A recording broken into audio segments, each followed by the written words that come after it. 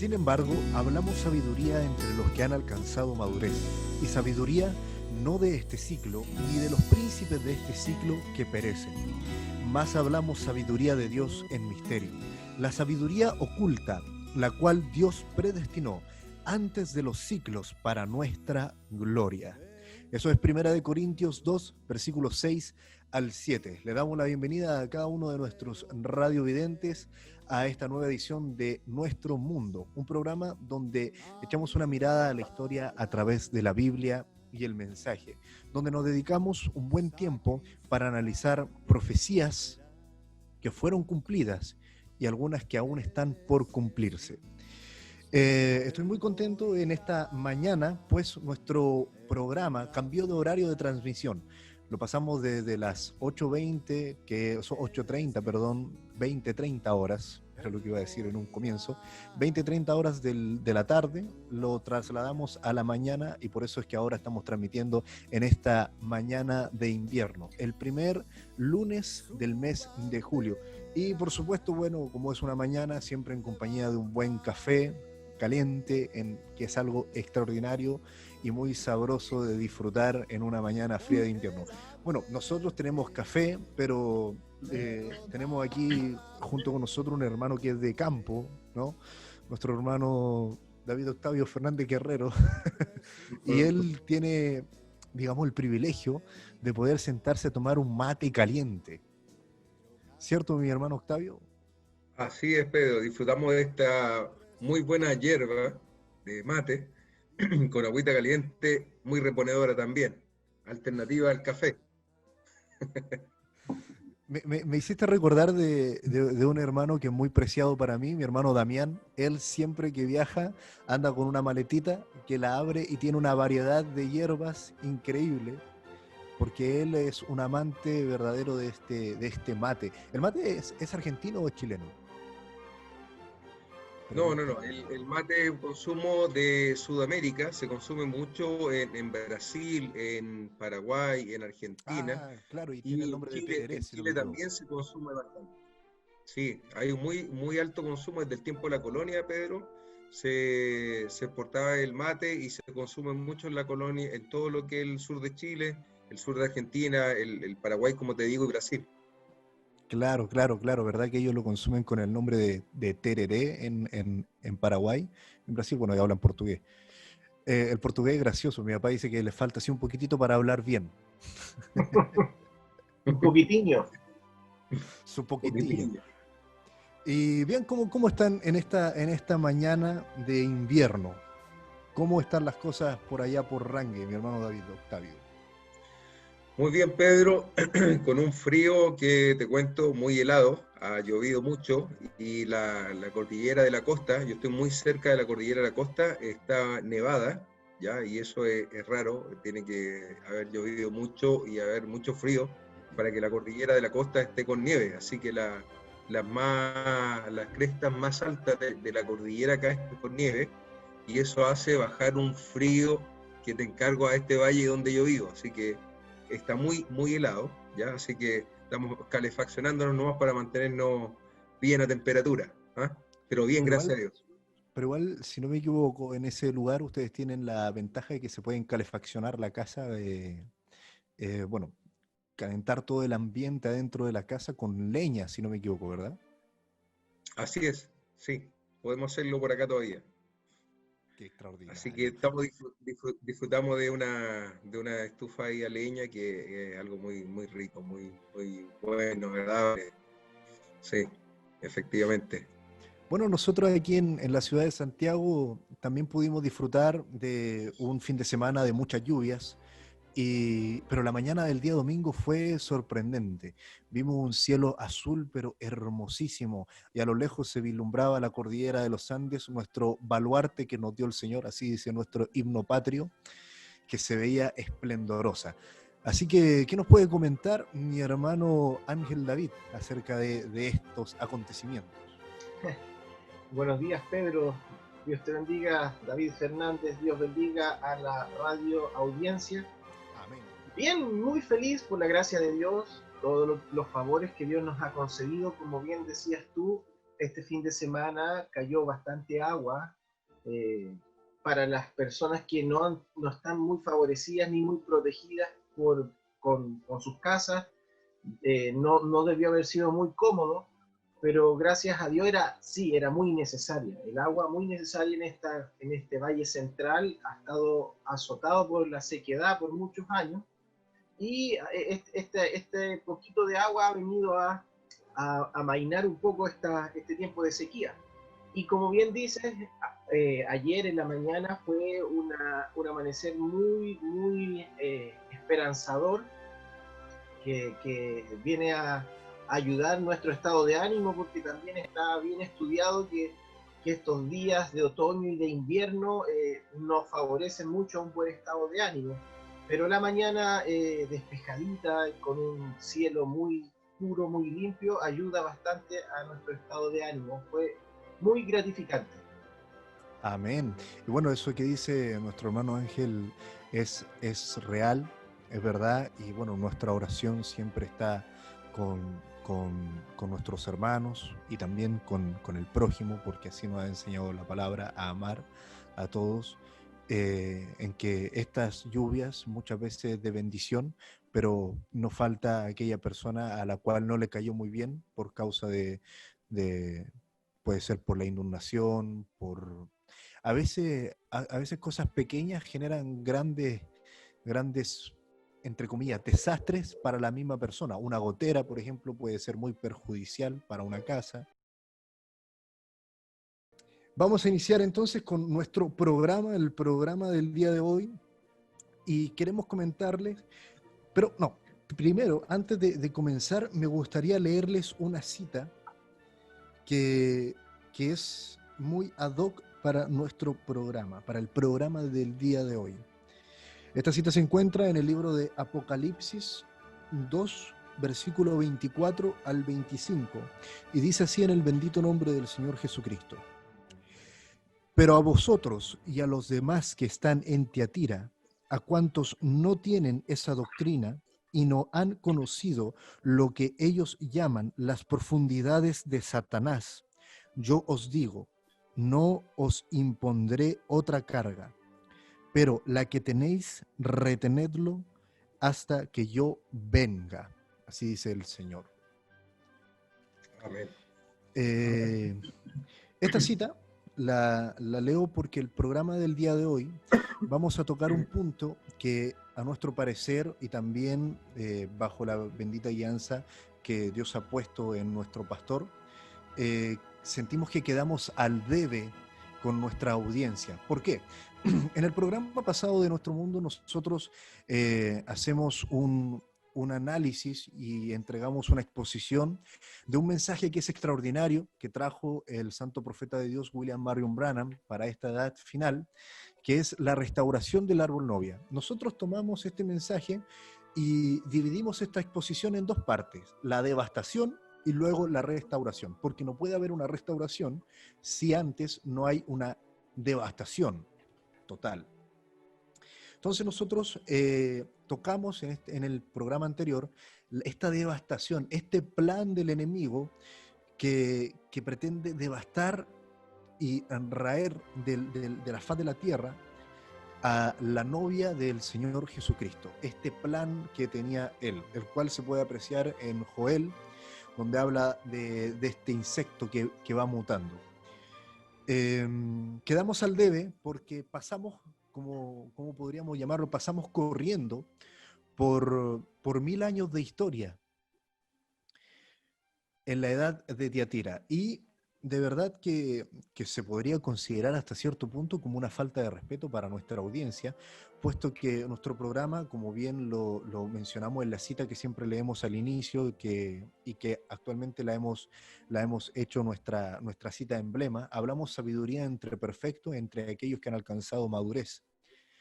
Entonces, pasamos corriendo por estos años y nos saltamos muchos puntos importantes de la historia natural del mundo, de la historia del cristianismo, de nuestra historia, de la historia que compete a nuestro mundo de creyentes del mensaje.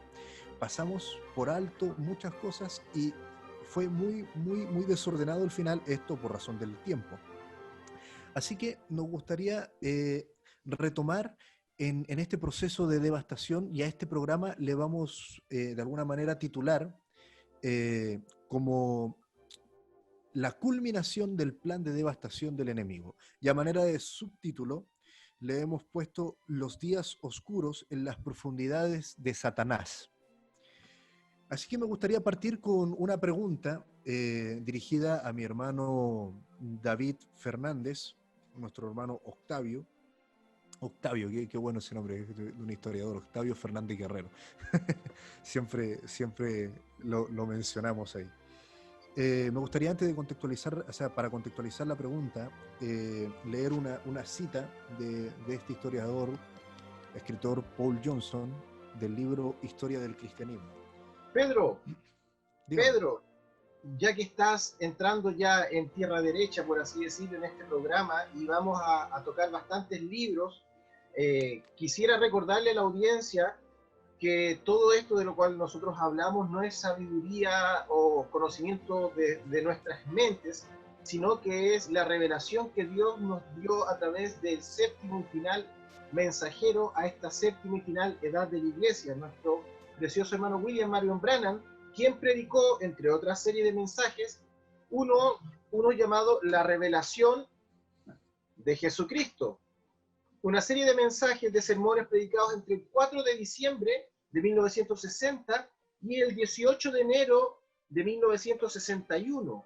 Todos estos mensajes se compilaron en un libro llamado La Exposición de las Siete Edades de la Iglesia, que invitamos a todos los radioescuchas, todos los radiovidentes, a que se hagan un gran favor y lean y estudien acerca de estas verdades de las cuales nosotros estamos haciendo estos programas. También pueden estudiar este mensaje que también se puso en la radio en la semana anterior, la restauración del árbol novia y las 70 semanas de Daniel, que son los estudios de los cuales estaremos conversando en este capítulo. Ese pequeño recado, hermano Pedro, hermano David. Amén. Eso es muy importante, es real. Nosotros instamos a nuestra audiencia a repasar, si es que ya lo leyeron, y si no lo han leído, a leer estos libros. Y si es que no los tiene, póngase en contacto con alguno de nosotros. De alguna manera se los haremos llegar. Amén. Bien. Continuando con lo que decía, para contextualizar mi pregunta, me gustaría leer aquí un párrafo breve de este libro, en el capítulo donde comienza a ahondar en la historia de los mártires de la Inquisición. Hay un punto aquí que es muy interesante. Dice: en realidad el problema se centra en la existencia de una clase clerical separada y exclusiva. Como hemos visto, este fenómeno era prácticamente desconocido en las primeras etapas de la Iglesia, pero llegó a afirmarse durante el siglo III después de Cristo. Después de reconocer al cristianismo y de hecho decidir que lo convertiría en el baluarte de su estado, Constantino, el emperador, entendió que no tenía más alternativa que reconocer la existencia de una clase clerical y atenderla en consecuencia. Entonces, esa cita, para tomarla como punto de partida y a manera de contextualización, por supuesto, después nuestro hermano Octavio puede ahondar más sobre a qué me estoy refiriendo cuando leo esa cita. Me gustaría plantearle la pregunta. La pregunta es la siguiente. Dice: ¿cómo es que todos los reinos, los reyes y gobernantes de Europa, cómo es que llegan a someterse bajo el liderazgo, podríamos decirle así, o la subyugación del clero, de la Iglesia Católica Romana? ¿Cómo es que pasan de ser reyes todopoderosos, digamos, en su reinado, a estar sometidos bajo la Iglesia Católica Romana? ¿Y en qué tiempo más o menos es que sucede esto, hermano Octavio? Hola Pedro, hola David, Dios les bendiga. Bueno, entrando ya en tierra derecha, me has hecho una extraordinaria pregunta, Pedro, que de verdad que es muy, muy potente, es una gran pregunta, ya que va a tener, bueno, son dos preguntas, ¿cierto? Y como tal vamos a tener dos respuestas frente a esta doble pregunta. Bien, respondiendo entonces, vamos a responder en dos partes. Respondiendo a lo primero, ¿cierto? La respuesta podríamos titularla Constantino el Grande y la Iglesia, ¿ya? Vamos a titular así la respuesta a esta primera pregunta. Y vamos a responder. En el año 312, Constantino publicó un nuevo dicto, que fue el edicto de Milán, ¿cierto? Y en este dicto concedió libertad a la Iglesia. Recordemos que la Iglesia estaba siendo perseguida, sufrió varias persecuciones desde Nerón en adelante. Yo sé que estos temas los hemos tratado en los programas anteriores, estamos haciendo solamente un pequeño repaso para entenderlo bien. Sufrió varias persecuciones, las últimas con Diocleciano, ¿cierto?, que fueron las más cruentas. Y cuando Constantino en el 312 le da libertad a la Iglesia, declara a la Iglesia cristiana como una religión permitida en el imperio y la equipara con la religión pagana, con la que ellos creían en Roma, ¿cierto? Los historiadores no tienen claro cuáles fueron los móviles que impelieron a Constantino y a Licinio, ¿cierto?, tomar esta decisión. Algunos dicen que la aparición de Cristo narrada por Eusebio en su vida de Constantino, escrita mucho después de los sucesos, ¿cierto? Dicen que el historiador Constantino, ¿cierto?, le juró que Cristo se le apareció, pero esa supuesta visión, los historiadores en la actualidad no se lo creen, ¿ya? Existe esa como mitología, por decirlo de alguna manera, que sucedió así, ¿ya? De hecho, nuestro profeta, ¿cierto?, William Branham, tampoco cree a lo que Constantino dice, ¿cierto? Y ningún historiador hoy día cree a lo que hizo este Constantino. Y vamos a desarrollar esta respuesta. Dice, posiblemente fue una medida para congraciarse con el populacho de Roma, ¿ya?, que le da esta libertad a los cristianos. En gran parte de los cristianos, ¿cierto?, en esta etapa, ¿cierto?, comienzan a proliferar en Roma y en todo el imperio. Entonces, el edicto de tolerancia lleva consigo varias cosas positivas, entre comillas positivas, ¿cierto? Ayudas estatales en dinero para la construcción de iglesias en Roma, en Italia y en África, la concesión al Papa del Palacio Laterano, ¿cierto?, que va a ser la residencia de los papas, y el Estado pagaría la manutención del clero cristiano, lo que hablabas tú en un principio, ¿cierto?, con tu pregunta, ¿cómo este clero toma un poder? El Estado le va a pagar, ¿cierto?, la mantención del clero, ¿bien? Y no pagaría ningún tipo de tributos, ¿ya? Liberaría al clero de pagar tributo en Roma. Recuerden ustedes en el Nuevo Testamento, cuando Jesús está, ¿cierto?, y le preguntan si es lícito pagar tributo a César, y ahí sale dar a César lo que es de César y dar a Dios lo que es de Dios. Por lo tanto, acá ahora eximen al clero cristiano del pago de los tributos. Bien, a lo largo de toda la actuación de Constantino hay una mezcla de paganismo y cristianismo. Bien, así conservó siempre el título de Pontífice Maximus. Recordemos que los emperadores romanos asumieron el título de pontífice, que quería decir en un inicio el constructor de puentes, ¿cierto? Ahora es el nexo de unión entre Dios y los hombres, ¿bien? El título era netamente pagano, ya recordemos que el título pontífice es pagano, no es cristiano, bajo ningún aspecto es un título cristiano, ¿bien? Este título lo hacía a Constantino convertirse en el jefe supremo del paganismo, bien, anterior al cristianismo, título que después pasó a los obispos de Roma hasta la actualidad, bien. Este título pagano que asumían los emperadores se heredó después a los obispos y se mantiene hasta la actualidad en esta estructura católica. Esta política filocristiana, o entre comillas amante del cristianismo, fue completada con nuevas leyes. Por ejemplo, a la Iglesia se le permitió recibir herencias desde el año 321 en adelante, y ello permitió a la Iglesia convertirse rápidamente en una gran latifundista. ¿Qué es lo que es un latifundista? Alguien dueño de grandes terrenos, ¿verdad?, sin pagar contribuciones por las tierras, ¿ya? Ese es un gran detalle hoy día. Quien tiene terrenos tiene que pagar contribución por poseer un terreno, por tener derecho a la tierra. Bien, por lo tanto, vemos que tiene varios beneficios ser latifundista, no pagar contribuciones, Y esta concentración de grandes extensiones de terreno fueron funestas para la población. Ojo, mira, pues ya Plinio el Viejo en el siglo I había escrito que los latifundios habían arruinado a Italia. ¿Qué quiere decir esto? Que a determinadas personas o instituciones se le entregan tierras las cuales no se trabajan derechamente. Se tienen las tierras para ser poseedor de ellas, pero no se les saca productividad ni provecho. Por lo tanto, ya genera una merma, ¿cierto?, el ser un latifundista sin hacer un uso productivo de la tierra. ¿Bien? Se abolieron las leyes dictadas por Augusto contra el celibato en el año 320. Todavía no era obligatorio ni para los obispos ni para el clero, aunque ya a principios del siglo IV el concilio de Elvira, en Granada, obligó a los sacerdotes a guardar castidad. ¿Bien? Esto lo vemos nosotros en la epístola de Pablo, ¿cierto?, donde prohíben, ¿cierto?, ya imagínate, proyectado 300 años antes, prohíben casarse, darse en casamiento a estos líderes, a este grupo, ¿verdad? ¿Qué más podemos decir acá? En el año 321 se aceptó el domingo como día festivo de la semana y se le hizo coincidir con el día del sol pagano. ¿Bien? Esto estaba pasando en esta etapa histórica. Esto fue el 25 de diciembre, ¿cierto? Entonces se cristianizó una fiesta pagana.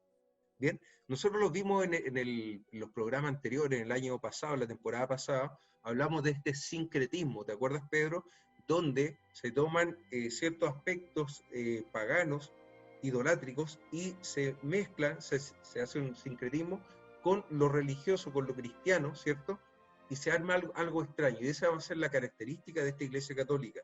Donde quiera que se va a instalar, después lo podemos ver en el futuro en América, van a tomar ciertos lugares que son lugares de adoración de los pueblos indígenas y traen ahí una virgen y hacen un sincretismo.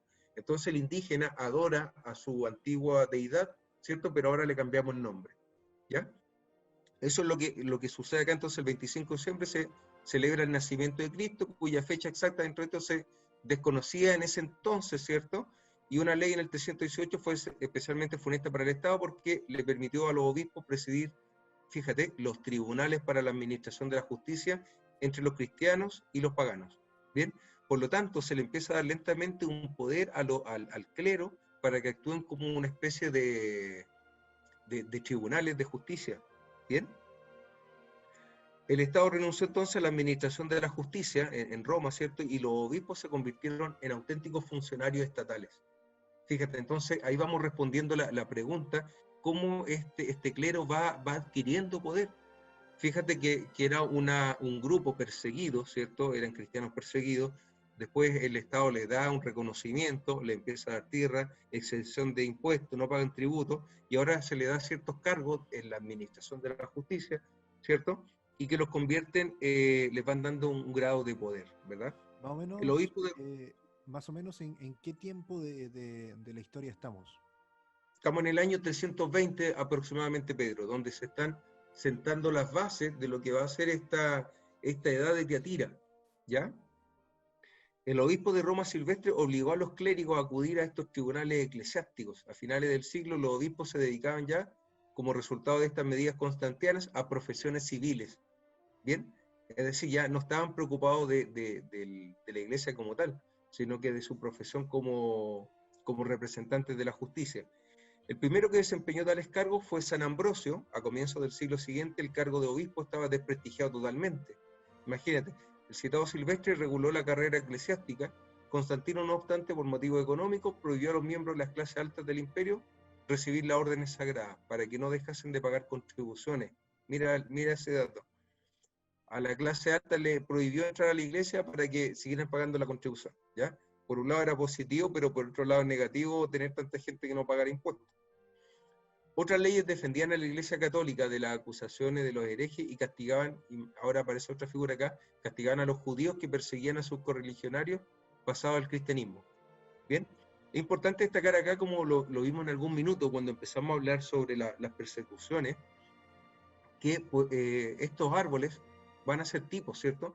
Tenemos a los judíos que van a ser perseguidos, arrasados, asolados, y así también el cristianismo también empieza a ser perseguido. Hay un paralelo acá, no podemos verlo en la historia, pero no es la ocasión en este minuto, pero que los judíos van a ser perseguidos, asolados, ¿cierto? en Europa durante la mayor parte de este tiempo, hasta que son expulsados de Europa, la primera expulsión de los judíos que vamos a ver ahí a finales de la Edad Media también, ¿ya? Pero no vamos a entrar en ese tema en este minuto. Constantino echó las bases de lo que sería la iglesia 1600 años, Pedro y David. Después de él, la iglesia se convirtió en un auténtico Estado dentro del Estado. ¿Bien? Mira lo que estamos diciendo, que la iglesia, después de ser un grupo perseguido, se convierte en un Estado dentro del Estado romano, con un gobierno y una administración propia, cargada de privilegios, muchos de ellos fiscales, privilegios fiscales.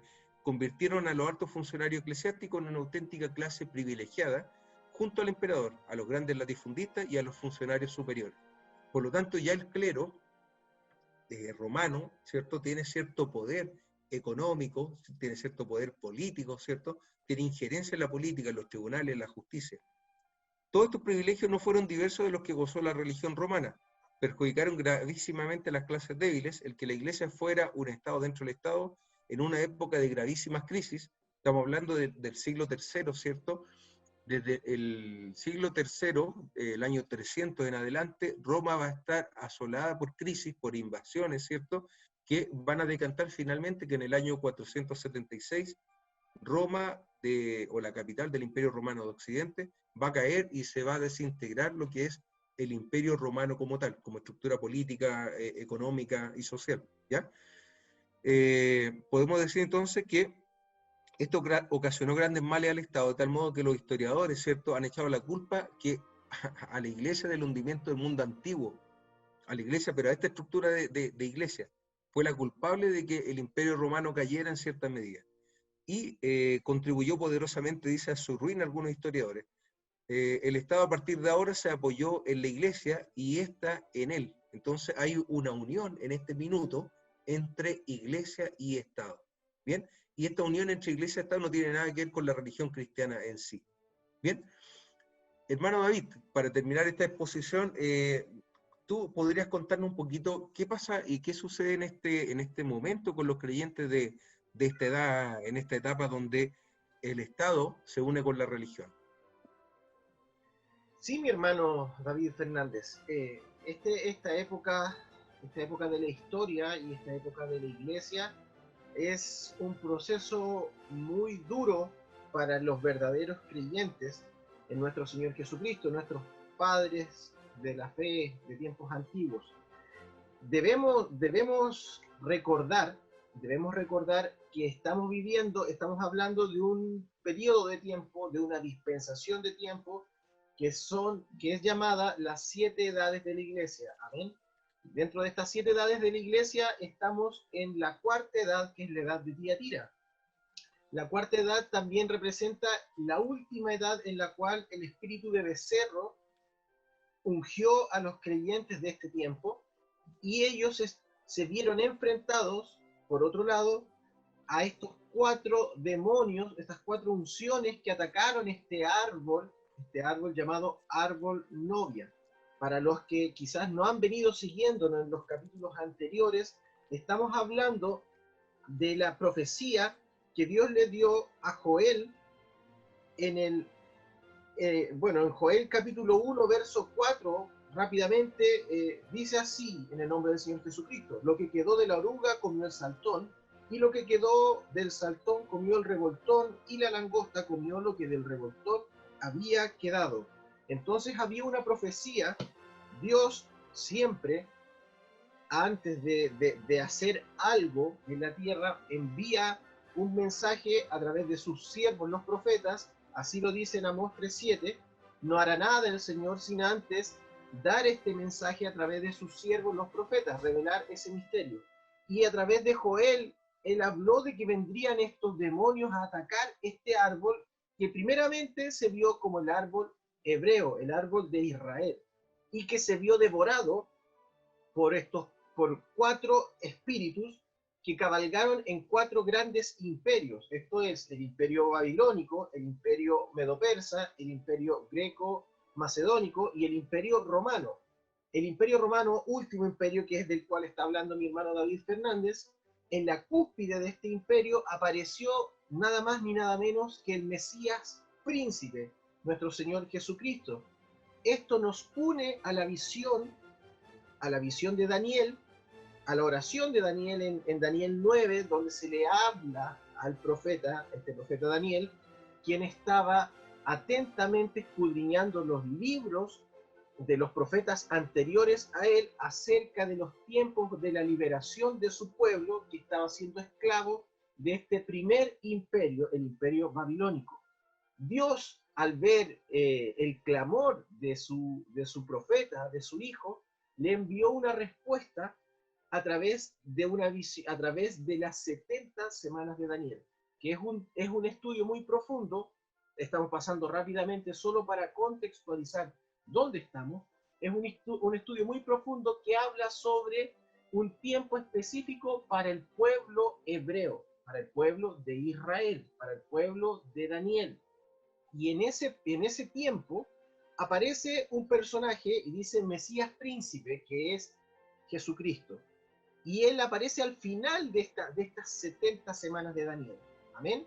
Y al final a la mitad de la semana 70, la Biblia dice que es muerto el Mesías príncipe y se produce lo que tantas veces hemos visto, lo podemos ver en la Biblia.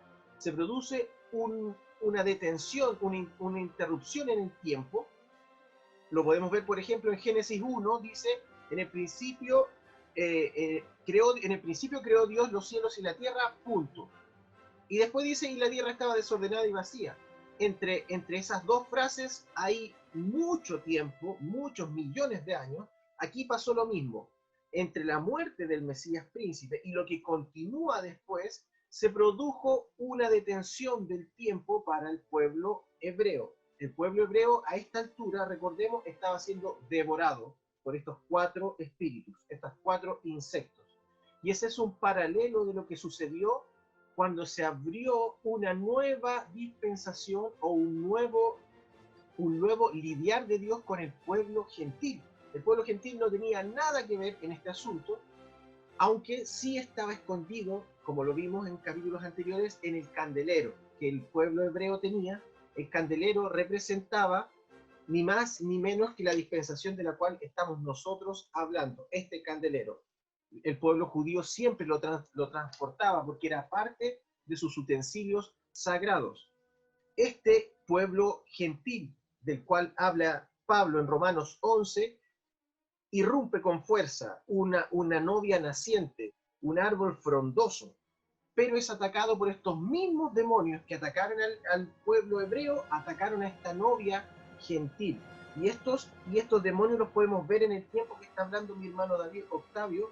Vinieron la oruga, el saltón, el revoltón y la langosta, se devoraron el árbol novia, el árbol de las 7 edades de la iglesia, en estas primeras 4 edades de las cuales estamos hablando ahora.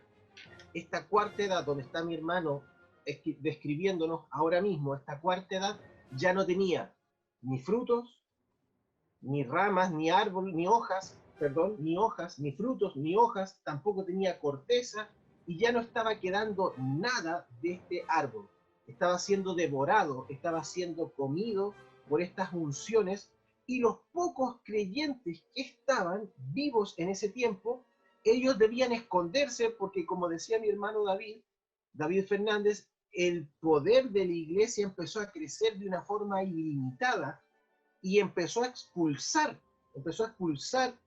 a estos pequeños creyentes que, si querían seguir sirviendo a nuestro Señor, debían alejarse de la sociedad, alejarse de las grandes ciudades, y ellos tenían que congregarse en cavernas, en lugares escondidos, y el profeta nos muestra que cuando ellos llegaban a sus servicios, cada uno llegaba con una pequeña luz en su mano. A estos lugares, estas cavernas llenas de oscuridad, llegaban con una pequeña luz, y el primero que llegaba casi no alumbraba nada, porque era solamente una pequeña luz. Pero a medida que iban llegando los demás hermanos, esta caverna, la oscuridad que reinaba en esta caverna, era derrotada por la luz que juntaban los pocos creyentes que habían, y formaban una gran luz. El profeta habla en el mensaje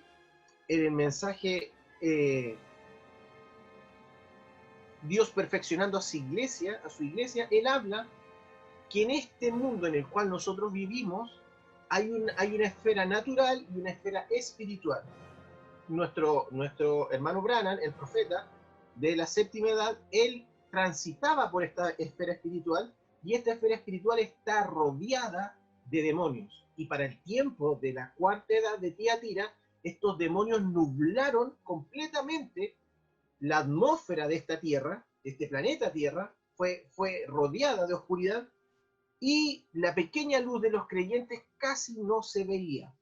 Pero ellos, al juntarse, lograban hacer una pequeña luz, que es la pequeña luz que el profeta dibujó sobre la edad de Tiatira. Ellos, estos creyentes, con lo poco que tenían, alumbraron en esa edad y lucharon contra un poder casi ilimitado de la Iglesia Católica Apostólica Romana. Ahora, ¿cómo llegó a obtener ese poder, hermano David Fernández? Es una respuesta que usted nos podrá dar. Así es, hermano David. Mira, muy maravilloso ver cómo los cristianos, ¿cierto? Es triste también cuando uno lo piensa, ¿cierto? Escondidos, uno lee ahí en el libro de los Hebreos 11, ¿cierto? De los cuales el mundo no era digno, ¿cierto? Pero, ¿y cómo llegan a eso? Es porque esta iglesia empieza a perseguirlo. Ahora vamos a avanzar un poco más en el tiempo y los quiero invitar a este camino, ¿cierto? A esta caminata por la historia. Resulta que cuando cae el Imperio Romano de Occidente, cae por las invasiones de muchos pueblos bárbaros, ¿cierto? Caen estos pueblos bárbaros, invaden el imperio, atraviesan el limes, el límite del Imperio Romano, ¿cierto? Y se desintegra esta estructura organizada, esta estructura política llamada Imperio Romano, queda desintegrada completamente, ¿bien? Van entonces a establecerse en estas regiones, en este vasto terreno, ¿cierto? Se van a levantar pequeños señoríos, pequeños líderes que van a resguardarse de las invasiones de estos pueblos bárbaros. Y estos señores van a recibir el nombre de señores feudales, ¿bien? Entonces van a crear feudos. ¿Qué es lo que es un feudo? Es una unidad económica, política y social reducida, autárquica, ¿qué quiere decir eso? Que producen su propio alimento, se autoabastecen, ¿bien? Dentro del mismo feudo, ellos desarrollan la agricultura, la ganadería, el artesanado, ¿cierto? Y se proveen a sí mismos de lo que van a consumir, ¿bien? ¿Qué es lo que hace se da una estructura bien particular, donde este señor feudal, ¿cierto? Tiene una posición ahora de poder ante los campesinos, que ya no son ciudadanos, sino que ahora se convierten en vasallos o súbditos de este señor, ¿bien? Entonces se hace toda una ceremonia en la cual estos vasallos, ¿cierto?, le juran lealtad al señor feudal, y a cambio lo va a proteger de las invasiones de los pueblos bárbaros, ¿bien? Por lo tanto, Europa va a quedar sumido dentro de esta estructura característica de la Edad Media, que es el feudalismo, ¿bien? Muchos señores feudales en distintos reinos de Europa, con un grupo de personas bajo su protección, y van a empezar a surgir estos castillos, ¿cierto? Estas pequeñas mini ciudades amuralladas, ¿verdad? Donde se van a defender unos de otros, ¿ya? Bien, entonces los cristianos van a sufrir, ¿cierto? Van a empezar a arrancar, a huir de esta persecución, primero de estos pueblos bárbaros, después la persecución religiosa que va a llevar a cabo la iglesia, ¿cierto? Como estructura, ya que los va a considerar herejes, los va a considerar fuera de su compañerismo, ¿cierto? De su religión unida con tintes paganos y cristianos, ¿ya? Y fíjate que ahora va a surgir algo completamente distinto, que lo hablamos en el programa anterior en los podcasts. Va a surgir una nueva religión, ¿cierto?, en el Oriente Medio, que se va a llamar el Islam, ¿bien?, o el maometismo. Va a ser dirigida por Mahoma, ¿cierto?, y él va a establecer que el único Dios para ellos es Alá, y va a tomar como base el mismo Antiguo Testamento, va a tomar como base a los patriarcas, ¿cierto? ¿Y qué es lo que va a suceder? Va a iniciar una cruzada, una guerra santa entre, por decirlo de alguna manera, va a comenzar a conquistar ciertos pueblos y los va a someter a su religión, ¿bien? Qué tremendo eso, hermano David Fernández. Me recordaba al escucharte cómo este demonio fue tomando control de tal forma que en Éfeso era un espiritillo pequeñito que eran obras nicolaitas, dice la Biblia, ¿cierto? Pero hoy día, lo que tú nos estás contando en este momento, este espíritu nicolaita llegó a formar una casta. O sea, el clero era una nueva casta político-social. No estamos hablando de un espíritu de obra, ya pasó de ser un espíritu a ser una doctrina, de ser una doctrina se encarnó en una persona física llamada el Papa, y ahora ya ellos tienen un nivel, crearon, ya no, si estuviéramos hablando del Imperio Romano, ya no están los patricios y los plebeyos, aparece una nueva casta que es el clero, nada más ni nada menos que el espíritu nicolaita se formó ahí y se enquistó en la sociedad.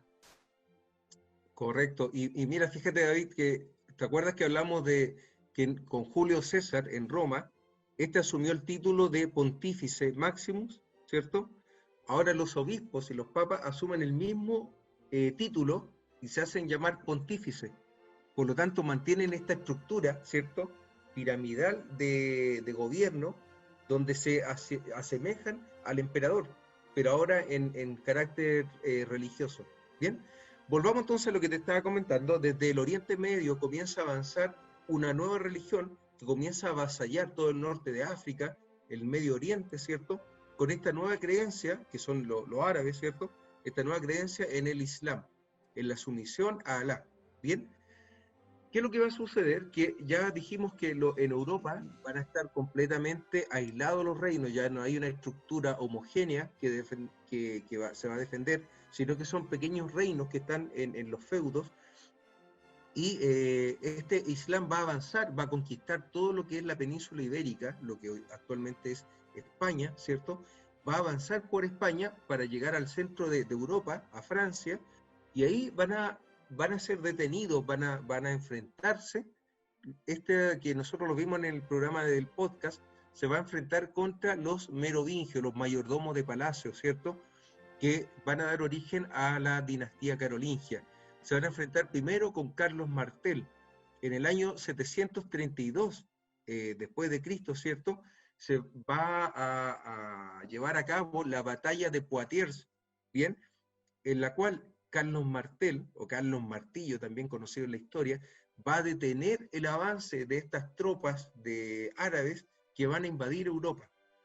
Por lo tanto, logra establecer una marca ahí, y hasta ese lugar los árabes logran avanzar. Por lo tanto, no ingresan a Francia, pero sí quedan en lo que es la península ibérica o España actualmente, ¿cierto? Bien, al levantarse este Carlos Martel, bien, va a dar origen a una dinastía que nosotros en la historia la conocemos como la dinastía carolingia. Y esta dinastía carolingia se va a adjudicar el derecho de unificar Europa, ¿bien? Va a establecerse ahora como una especie de imperio romano, ¿ya? Recordemos que son franceses, son carolingios, ¿cierto? Van a tomar este desafío de unificar ahora y van a empezar a conquistar ciertos lugares, ¿bien? Con la excusa también de detener el avance del Islam, van a defender esto, van a crear las marcas. Recuerda que las marcas va a dar origen también a un grupo social y político que son los marqueses, ¿bien?, que van a gobernar en estas marcas que establece el Imperio Carolingio, ¿ya? Va a ser una dinastía hereditaria, ¿cierto? Carlos Martel va a tener su hijo, Pipino, ¿cierto?, el bebé, Carlomán, y se va a destacar hablamos que fue en el año 732. La descendencia de este Carlos Martel, vamos a llegar al gran Carlos, que va a ser el Carlomagno, ¿bien? Carlomagno es un personaje muy especial en este contexto, porque va a responder ahora a la pregunta que había hecho Pedro al principio, ¿cierto? Carlomagno se va a establecer ahí, va a tomar tal poder, ¿cierto? Va a conquistar todo el centro de Europa, ¿bien? ¿Y qué es lo que hace? Él tiene un sentir de ir al papado, ¿cierto? Va a ir donde el Papa, León XIII, ¿bien? Y déjame confirmar si efectivamente es el mismo León XIII, vamos un segundito, perdón, León III, tenía mi duda, así que lo confirmé. León III. Entonces, Carlomagno, el 24 de diciembre del año 800, le pide a León III que lo corone como emperador. Bien, fíjate, mira el detalle. Le pide a este papa que lo corone como emperador. Y él a cambio va a proteger al papado, va a proteger a la iglesia, ¿cierto? Y se va a coronar, va a llamarse, hay un nombre en latín, déjame ver si lo encuentro, Romanum Governans Imperium.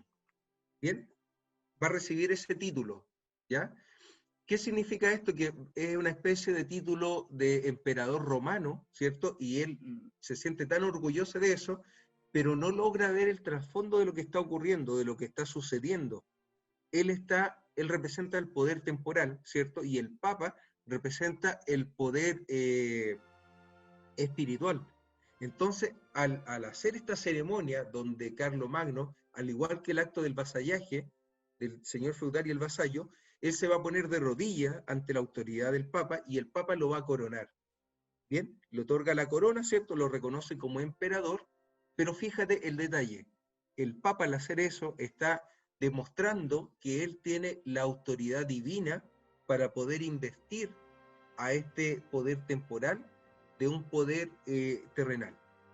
Por lo tanto, fíjate el detalle, esta iglesia que salió con Constantino, que se estableció primeramente con estos cargos administrativos, judiciales, ¿cierto? Fue adquiriendo un poder y este mismo emperador le dio poder a este papa de decirle, oye, coróname tú porque tú eres un representante de Dios, ¿cierto? Eres un representante especial, eres la continuación de esta estructura religiosa, tienes poder. Pero ¿qué le está diciendo? Tú eres más poderoso que yo, tienes un poder celestial. Y el Papa era consciente de ello, y se estableció en su estructura como un gran poder. Bien, no miremos que era una iglesia, era como dice el historiador que acabamos de ver, era un estado dentro de otro estado. ¿Ya? Con eso entonces León III se establece como un gran poder al coronar a Carlomagno. Bien, entonces Pedro, con eso respondemos la pregunta que Carlos Martel logra unificar Europa, estos feudos logra ponerlos bajo su dominio, pero al mismo tiempo indirectamente hace que el Papa tome una estructura y un nivel de poder por sobre él, ¿ya? Y es así que la Iglesia entonces se posiciona como esta estructura de poder que va a gobernar en la Edad Media, ¿cierto? Hasta muy avanzado. Entonces, podemos ver cómo es que van a ser una serie de acontecimientos sociales, políticos, religiosos y también económicos los que van a llevar a este poder total y soberanía de la Iglesia Católica Romana sobre todos los reinos e incluso imperios de Europa medieval. Y es la verdad algo muy, muy difícil de abordar en tan poco tiempo, puesto que, como bien decía nuestro hermano David Octavio, son muchas las cosas que están ocurriendo. Habla de esta invasión de los pueblos que para Europa eran considerados como bárbaros, que van a ser el Islam, que van a invadir Europa a través de estas llamadas yihad, que es como la versión de las cruzadas, pero para los islamitas. Pero me gustó algo muy interesante que nuestro hermano Ángel David tocó muy rápido, que es el tema de la dispensación gentil. Porque no es que me gustaría adentrarme en ese tema, porque sería demasiado grande, y aparte ya lo estamos medianamente tocando en la restauración, en esto que es la restauración del árbol novia. Pero sí algo que me gustaría decirle a nuestra audiencia, y es que es como ahí se puede apreciar la gracia de nuestro Señor Jesucristo que tiene para con nosotros como un pueblo que estaba totalmente separado, digamos, del pueblo que Él había escogido. Y más allá de tomarnos y llevarnos a su seno y convertirnos en hijos de Dios y en un pueblo de Dios, no solo con eso, sino que ahora ya pasamos a ser la novia de Jesucristo. Y Jesucristo, bueno, es el camino que tenemos para acercarnos a esta deidad todopoderosa y creadora que es Dios, que es Jehová, que es incluso aquel personaje que su verdadero nombre no puede ser nombrado, pero Él proveyó de un camino, y este camino es nuestro Señor Jesucristo, que me gusta también cuando en oración nos acercamos a Él a través de ese pasillo de misericordia. Es como un pasillo cubierto por una preciosa sangre. Eso me gustaría, bueno, eso era lo que quería comentarle a nuestra audiencia, así como un pequeño paréntesis. Pero volviendo al tema, claro, podemos ver aquí, nuestro hermano David Fernández nos exponía cómo es que la Iglesia Católica va a tomar control total de todos los reinos de Europa en la Edad Media, salvo lo que actualmente es España y Portugal, puesto que estos estaban de alguna manera invadidos y subyugados por estas tribus del Islam. Pero bien, por honor al tiempo, y sé que hay muchas cosas que tocar, pero nuestro programa lamentablemente está sujeto a este tiempo terrenal, todavía no estamos en eternidad donde podremos tocar todos estos temas de una manera exquisita, pues tendremos en sí, ya no existirá el tiempo. Pero ya que existe el tiempo, me gustaría invitarlos a un breve descanso y que escuchemos una canción muy preciosa que fue compuesta por nuestra hermana Rimoli, ¿no, mi hermano Ángel David?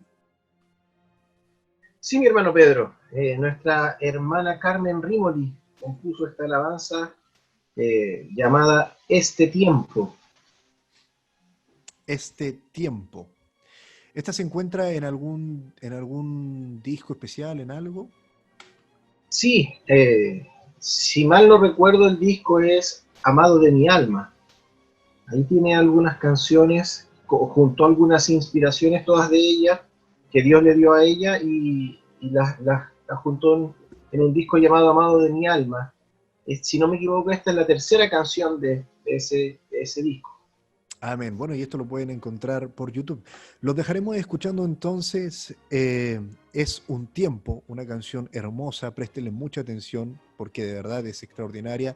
Nuestra hermana tiene un don de composición que es casi, es muy poético y es verdaderamente un artista. Pero volvemos en cuanto haya terminado y no se pierda la segunda parte de nuestro programa, porque continuaremos con esta culminación del plan del enemigo. Porque este mundo que actualmente tiene este poquito de luz, tiene que llegar casi a una oscuridad total. Y van a aparecer cosas que son de verdad extraordinarias y a la vez también muy terribles dentro de este tiempo de historia que nos toca analizar. Que Dios les bendiga y nos vemos en la segunda parte.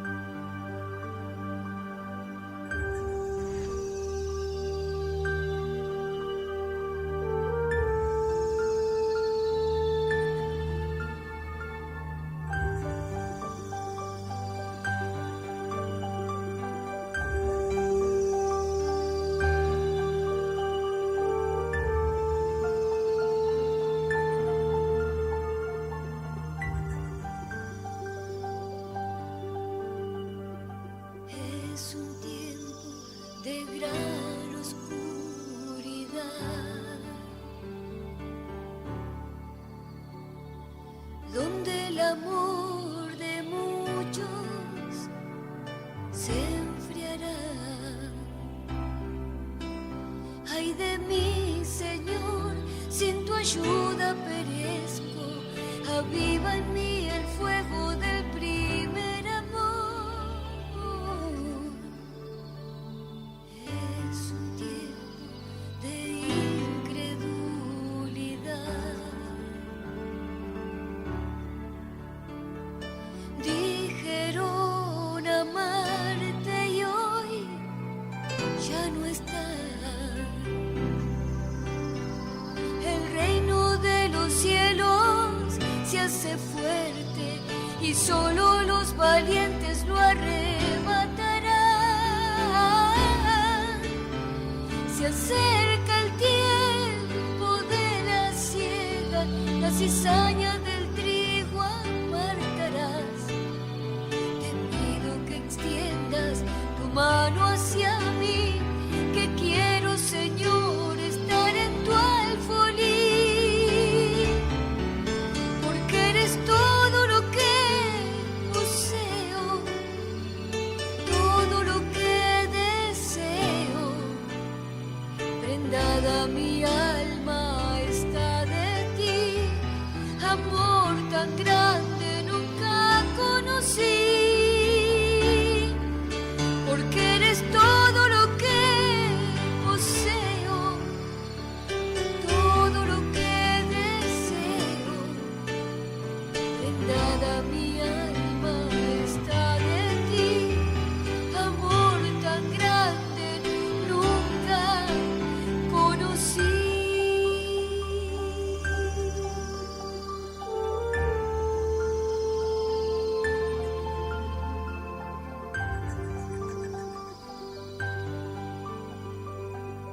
Es un tiempo de gran oscuridad,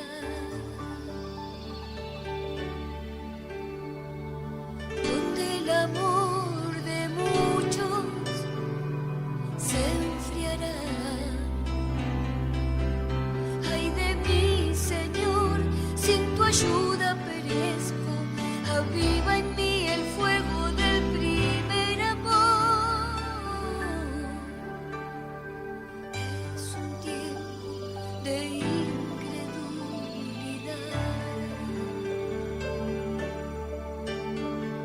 Se manifiesta en gran manera la maldad, pero en todo lugar ya existe una novia. La apostasía ella no la vencerá. Se acerca el tiempo de la siega, la cizaña del trigo apartarás. Te pido que extiendas tu mano hacia mí, que quiero, Señor, estar en tu alfolí, porque eres todo lo que poseo, todo lo que deseo.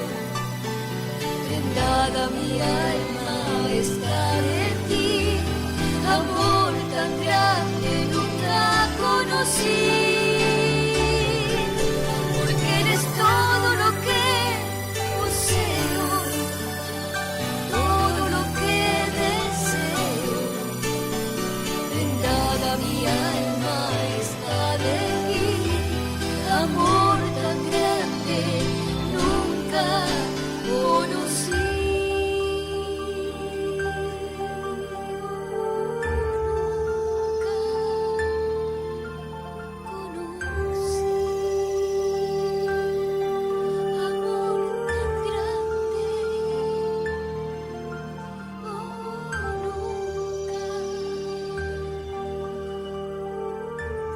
Qué tremenda alabanza la que escuchábamos, compuesta por nuestra hermana Rimoli. Me encanta en el coro. Bueno, en realidad me pasa algo ahí con el coro, y me imagino que cuando uno se sienta a meditar en esto, a todos les debe pasar algo similar.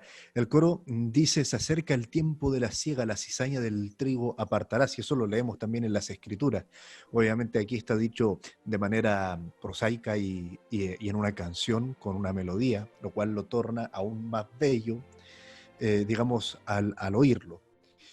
Pero si uno lo piensa, es triste, y la otra vez lo conversaba con unos amigos, porque meditábamos en aquellos compañeros de batalla que caminaron con nosotros, que han caminado, que han tenido una larga caminata, que han tomado alguna posición dentro del ministerio, pero cuando llega el tiempo, digamos, de una leve apretura, terminan yéndose, terminan fuera. Entonces es cuando uno dice, este tiempo de la siega, cuando son creciendo, ambos crecieron juntos, cuando llega la parte de la separación, quizás de verdad irá a ser muy, muy triste. Pero la canción continúa avanzando, y al final el coro habla de este amor tan grande que yo jamás nunca conocí, que por la bendita gracia del Señor nos hace ser parte del alfolí de nuestro Dios Padre Todopoderoso. Miren, fíjense en este detalle, el amor de Dios es tan grande que uno no puede concebir cómo es que una iglesia en su nombre se haya pervertido tanto. Pero, como es lo que venimos hablando en nuestro programa, en esta devastación del árbol novia, es la herramienta, digamos, el vehículo que ocupó el enemigo para llevar a cabo este plan de devastación, que es lo que estamos hablando el día de hoy. Entonces, en una primera instancia podíamos ver cómo es que la Iglesia Católica logra aliarse con este emperador Constantino para que se establezca como la religión oficial. Y pasa esto, uy, se me fue la palabra, hermano David Octavio, esta fusión entre esta religión, tanto la pagana como la cristiana. Eso tiene un nombre que lo había dicho. El Sincretismo. El sincretismo. Sincretismo. Pasa esto de esta fusión que ocurre entre las religiones. Y yo no creo, la verdad, no creo que las personas que estuvieron ahí y que unieron al imperio y lograron establecer la religión, el cristianismo como la religión oficial, lo hicieron con una mala intención. No lo creo. De hecho, me los imagino muy gozosos porque parte de esta persecución que tenían había cesado gracias a esto que estaba ocurriendo.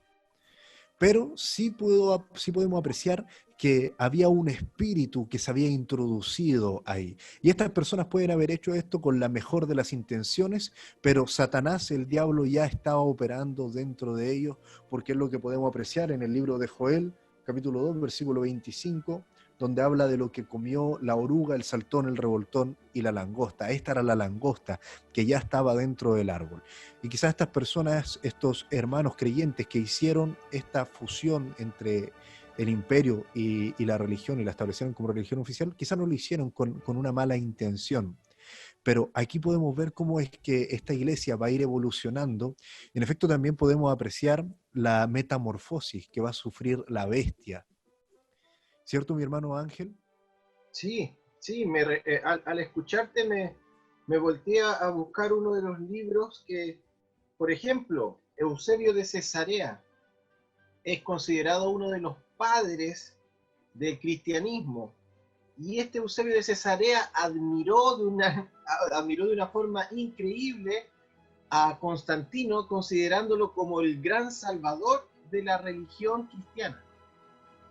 Y él es uno de los que tú dices que, claro, ellos pensaban que estaban haciendo el bien, claro, pero bueno, la Biblia dice que en el tiempo final van a acercarse a Jesús y le van a decir, pero maestro, en tu nombre no hicimos milagros, y él les dirá, no os conozco, hacedores de maldad. Qué tremenda decepción. El profeta de la edad predica y dice eso, será una gran decepción, será un tiempo de decepción y también de sorpresas. Habrán sorpresas, personas que nosotros nunca pensamos que estarían allá y sí estarán por haber dado un pequeño vaso de agua a alguno de nosotros. Amén, porque ni un vaso de agua será pasado por alto. Pero, oye, es como se produce algo en el corazón, algo bueno, por una parte, porque qué glorioso será escuchar al Señor Jesucristo decir, Él se paró por mí en la tierra. Pero qué triste por aquellas personas que dirán, pero Señor, yo también me paré por ti, no os conozco, wow, qué terrible. Pero volviendo a lo que estamos estudiando, entonces podemos ver cómo es que la Iglesia Católica va a empezar a tener esta evolución. Al tomar poder, comenzarán a hacer cosas atroces en nombre de nuestro amado Señor. Qué triste, qué horrible. Comenzarán a hacer locuras, cosas abominables, incluso a pasar por encima de leyes que ellos mismos van a establecer, y leyes que no están en la Biblia, como era la que conversábamos recién por una mala interpretación de las cartas de Pablo. Obligar a la abstinencia a quienes entren en el tema del celibato, a los que entren como sacerdotes. Claro, dentro de la iglesia, dentro de esta iglesia católica romana. Dentro de estas cosas que vamos a poder ver en este transcurso de la historia, vamos a ver el tema de las cruzadas y eh, de algo que se va a llamar la pornocracia y cosas, bueno, que ahora le voy a dar el pase ahí a mi hermano David Octavio con una pregunta muy simple. ¿Cuándo, hermano David, cuándo y de qué forma nosotros podemos apreciar que la iglesia tiene este cambio tan grotesco de pasar a entregar un mensaje que es de salvación, que es de amor, que, bueno, que es el mensaje del santo evangelio de nuestro Señor Jesucristo y lo transforman en algo tan horrible y tan atroz? ¿Cuándo es que más o menos empieza a ocurrir esto? Bien, Pedro, es muy interesante ver ahora esta transformación, qué es lo que sucede en esta iglesia, porque ya vimos en la primera parte del programa, ¿cierto? Cuando León III corona en el año 800 a Carlomagno, van a acontecer o va a necesitar 100 años para llegar a esta nueva etapa, que los historiadores llaman el periodo de dominio de Marosia, o también conocido como la pornocracia. Bien, te voy a explicar un poco de qué se trata esto. Dice, conocida también como la papisa, esta Marosia, es conocida como la papisa de los años 907 al 932. Bien, se conoce también como la pornocracia. Este término fue acuñado, ¿cierto? Fue definido en el siglo XVI por el cardenal César Baronio y se conoce como una etapa de la historia de la Iglesia Católica caracterizada por la influencia sobre el papado, por la influencia que sobre el papado van a influir dos mujeres principalmente, Teodora, la esposa del senador romano Teofilacto I, y la hija de ambos, que es Marosia, ¿ya? Dicho periodo también se conoce como el gobierno romano de las cortesanas, ¿bien? El profeta dice en la edad el gobierno de las rameras, derechamente, ¿bien? Esta fue una de las mujeres más influyentes de su época y el poder que ella tuvo, muy pocas mujeres lo han tenido. Hizo lo que realmente le apetecía en cada momento en Roma, poniendo y deponiendo papas, mira, a su antojo, asesinando a cada uno de ellos cuando no le eran útiles. Todos, sin excepción, eran títeres suyos, como así sucedió también cuando su padre vivía. Mira, fíjate la lista de los papas que vamos a tener en esta época. Vamos a tener a León V, a Sergio III, a Anastasio, a Landon, a Juan X, León VI, bien, Esteban VII, Juan XI y León VII. Vamos a hablar un poquito de Juan XI. De este se conoce la fecha de su nacimiento, pero se convirtió en papa en el año 931, murió en 936, fue hijo de Marosia, ¿bien? De su primer matrimonio con Alberico, y aseguran que fue hijo del papa Sergio III, no de Alberico. ¿Ya? Fíjate el detalle. Juan XI, entonces, sería un hijo del papa Sergio III. Por la intriga de su madre, quien gobernaba en Roma por aquella época, fue elevado a la silla de Pedro y estuvo completamente bajo la influencia del Senado de Roma, del Senatrix et Patria, que se llamaba, ¿cierto?, al gobierno romano. Para fortalecer su propio poder, Marosia se casó con su cuñado, Hugo, rey de Provenza, Italia, cuyo reinado en Roma fue tan tiránico que surgió un fuerte partido de oposición entre los nobles bajo el liderazgo de Alberico II, el hijo menor de Marosia. Este partido derrocó a Marosia y a Hugo, y Marosia fue enviada a prisión, pero su esposo escapó de la ciudad. De esta manera, Alberico se convirtió en gobernante de Roma y el Papa, quien sufrió por el derrocamiento de su madre. Ahora estuvo casi completamente sujeto a su hermano, pudiendo ejercer libremente únicamente sus deberes espirituales. Bien, fíjate entonces lo que se está configurando. Esta mujer, ¿cierto?, va a tener un hijo, era la cortesana, era la amante del Papa, y va a influir de tal manera para que cuando terminara este Papa pusieran a su hijo en este gobierno de la Iglesia, ¿ya? Siguiente Papa, Juan XII, es el Papa número 130 de la Iglesia y estuvo a cargo de ella desde el 955 al 964. Su pontificado siempre se nombra como uno de los peores en la historia de la Iglesia y tuvo que huir de Roma y depuesto de su cargo acusado de vicios y pecados, entre ellos el incesto, el homicidio y el sacrilegio. Muchos historiadores han puesto en duda estas acusaciones considerando las propagandas, ¿cierto? Pero otros las defienden y han mantenido una especie de leyenda negra que ha hecho que a Juan XII se le conozca como el Papa Fornicario. ¿Bien? Mira el título que están adquiriendo estos líderes religiosos. ¿Qué más podemos decir? Vamos a saltarnos un poquitito y hablar de Inocencio III, ¿ya? Para tener una idea cómo se va configurando esto. Te das cuenta que es la etapa que le llaman la etapa oscura o la pornocracia, ¿cierto? Está lleno de temas de fornicación, de muerte, asesinatos, ¿cierto? La dirección de estas mujeres que van a influir fuertemente en el papado. Tenemos a Inocencio III, que fue papa entre 1198 y 1216. Nos vamos a adelantar un poquito con respecto a este análisis del papa. Correspondía a una familia noble, estudió teología, derecho canónico en Roma, en París y en Bolonia. En el 1190 fue nombrado cardenal diácono por el Papa Clemente III y enunció la doctrina teocrática según la cual todos los monarcas debían someterse al pontífice. Míralo este detalle. Enunció la doctrina teocrática, ¿ya? El gobierno de Dios. Teo significa Dios y crática es gobierno, el gobierno de Dios, según la cual los monarcas debían someterse al pontífice. Ya lo vimos con Carlomagno, perdón. Claro, esto lo vamos a ver en qué año y bajo qué contexto. En el año 1190, ¿ya? En el año 1100, pero ahora se declara derecha y directamente.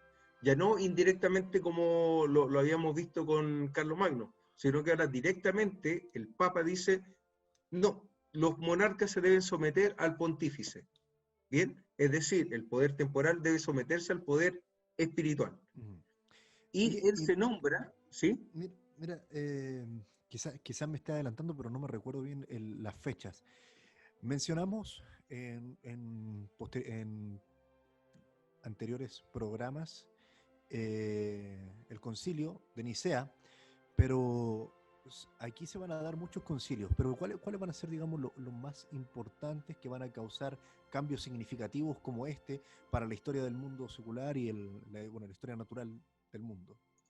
Te respondo en un minuto, Pedro. Mira, quiero terminar la idea. Este Inocencio III, ¿ya? Se hizo nombrar vicario de Cristo en la tierra y ostentaba la supremacía absoluta tanto en las cuestiones espirituales como temporales.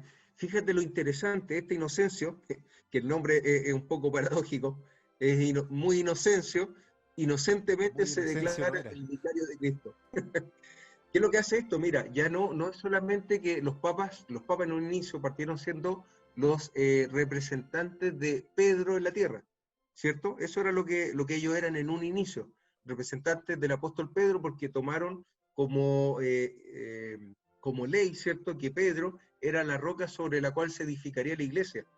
Y así ellos lo tomaron textualmente, no conociendo la revelación. ¿Perdón? La continuación de Pedro. La continuación de Pedro, pero este Papa, Inocencio III, se hace ahora autoproclamar vicario de Cristo. O sea, no es el representante de Pedro, sino que es el representante de Cristo en la tierra. ¿Ya? Por lo tanto, eso cambia completamente la imagen de esta persona. Ahora sí, Pedro, respondiéndote un poco, vamos a tener, por no decir cientos de concilios, Pedro, cientos. Vamos a tener muchos concilios, muchas reuniones, ¿cierto? Yo tengo acá mi apunte lleno de concilios, el concilio ecuménico de Efeso en el año 413, el concilio ecuménico de Calcedonia en el año 450, después vamos a tener edictos, ¿cierto?, emitidos, el concilio de Lyon, el concilio el sínodo de Worms, que también el sínodo y concilio es lo mismo. Cuando leamos la historia sínodo, es la palabra griega de concilio, ¿ya? Así que es exactamente lo mismo. Pero mira, el concilio más importante en este periodo histórico que nosotros estamos abordando es el concilio de Clermont. En el concilio de Clermont, el Papa Urbano, ¿cierto?, ¿qué es lo que hace? Llama a una lucha religiosa por la recuperación de los lugares santos que han sido invadidos por los musulmanes. Por lo tanto, este llamado que hace el Papa Urbano en el concilio de Clermont da inicio a las cruzadas, a la lucha, ¿cierto?, por la recuperación de los lugares santos de Medio Oriente.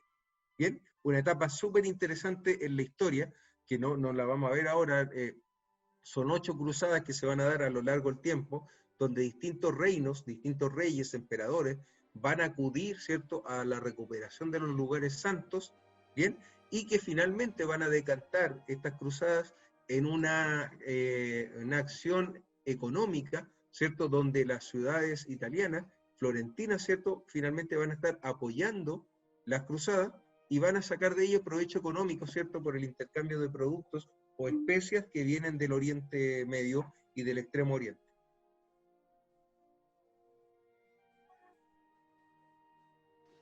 Así que, Estas sí, cruzadas van a ser movimientos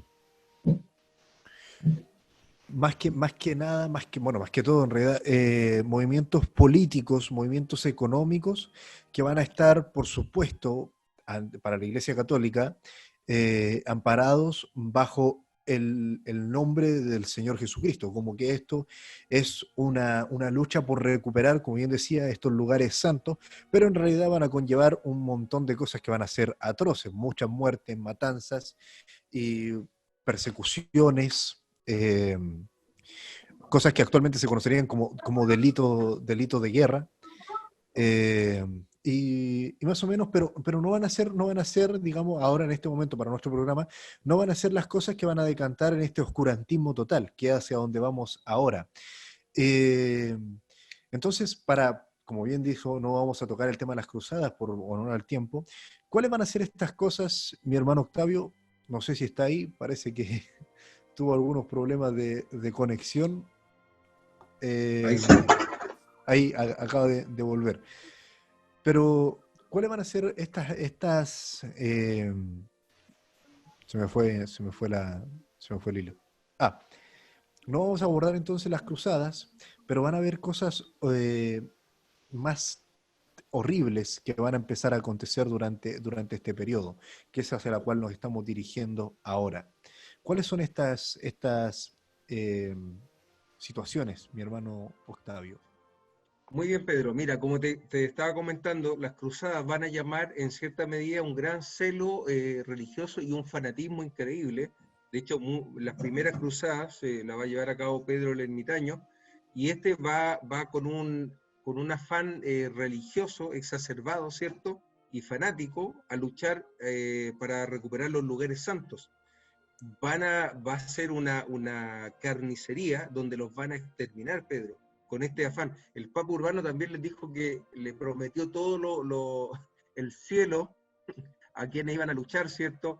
Salvación, perdón de pecados, etcétera. Bien, por lo tanto, en honor a esta recuperación o a esta inflamación religiosa, la gente va a dar su vida y va a luchar y va a ver que lo que diga la iglesia, lo que ellos establezcan y que te den una pequeña luz de salvación, va a ser el móvil que te va a llevar a trabajar en ello, ¿bien?